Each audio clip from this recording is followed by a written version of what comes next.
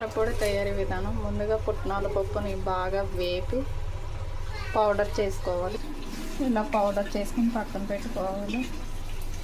ఇప్పుడు ఈ కారపొడిలోకి నువ్వులు, పల్లీలు, అలాగే ఎండుమిర్చి, ధనియాలు, జీలకర్ర, ఎల్లుల్లిపాయలు వేసి వేగనివ్వాలి. ఇప్పుడు స్టవ్ వెలిగించి ప్యాన్ పెట్టి అందులో వేరుశనగగుడ్లు, ధనియాలు, జీలకర్ర, వెల్లుల్లిపాయలు, మినపప్పు వేసి బాగా వేగనివ్వాలి. ఇప్పుడు ఇందులో ఎండుమిరపకాయలు వేసుకోవాలి. మీ కారానికి తగ్గట్టుగా మీరు ఇంకా ఎక్కువ యాడ్ చేసుకోండి. ఇప్పుడు ఇందులో సాల్ట్ వేసుకుని చల్లారనివ్వాలి. ఇప్పుడు ఇది మిక్సీ చేసుకున్నాం, పౌడర్ చేసుకోవాలి. ఇప్పుడు మిక్సీ పట్టుకున్న ఎండుమిరపకాయల పొడిని ఇందులో వేసి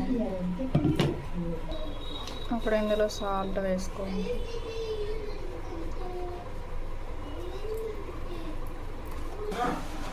అంతే అండి, పుట్నాల పప్పు కారపొడి రెడీ.